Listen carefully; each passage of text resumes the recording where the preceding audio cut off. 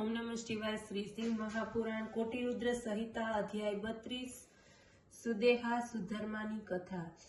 सुतजी बोलिया के हे महर्षिओ, हवे अमे आपने घुसमेस नामक शिव ज्योतिर्लिंगनो महिमा संभळावीए छीए।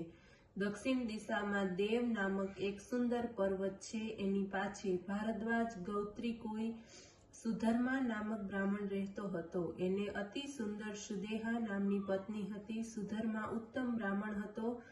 हमेशा अग्निहोत्रादि कर्म, अतिथि सेवा, शिव पूजन वगैरे करनार शिवनो परम भक्त हतो। आज कर्मोने करता एनो घणो समय पसार थई गयो, परंतु घरमां संतान न थयुं। सुधर्माने तो आ विषयमां कई दुख न हतुं।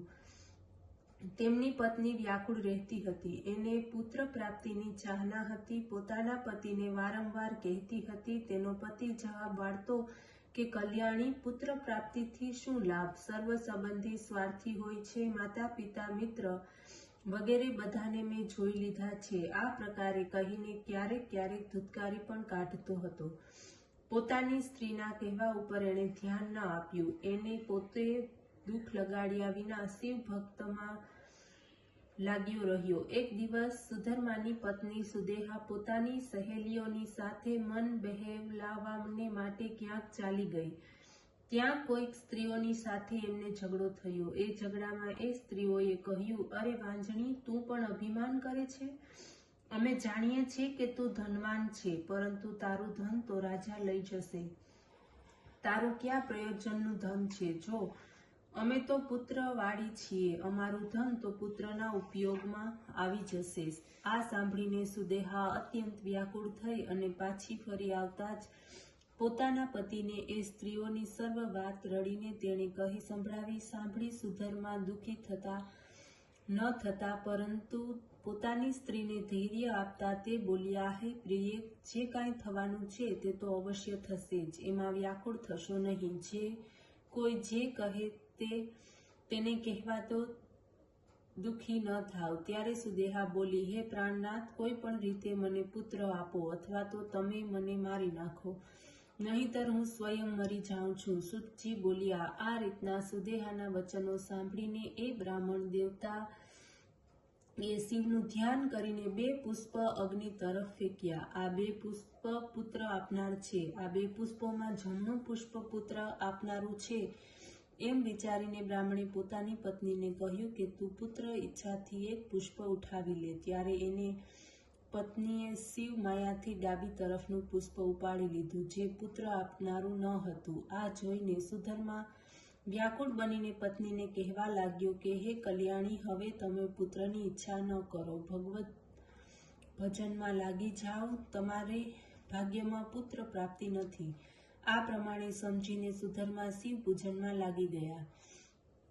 કેટલોક સમય વીતી ગયા પછી ફરી પુત્રની ઈચ્છાથી સુદેહાએ કહ્યું, હે પ્રાણનાથ, જો મારા ગર્ભથી પુત્ર થતો નથી તો આપ બીજો વિવાહ કરો અને પુત્ર પ્રાપ્ત કરો, હું મારી રાજી ખુશીથી કહું છું। ત્યારે બ્રાહ્મણ બોલ્યા, હે પ્રિય, અમે બંને આ સમયે ઝઘડાથી મુક્ત છીએ। આમ છે તો પછી પોતાનો ઉદ્ધાર કેમ ન કરવો? જો ફરીથી પાછા આમ ડૂબી ગયા તો મોટો ઉપદ્રવ થશે, એટલા માટે મને વિપત્તિમાં ન નાખો।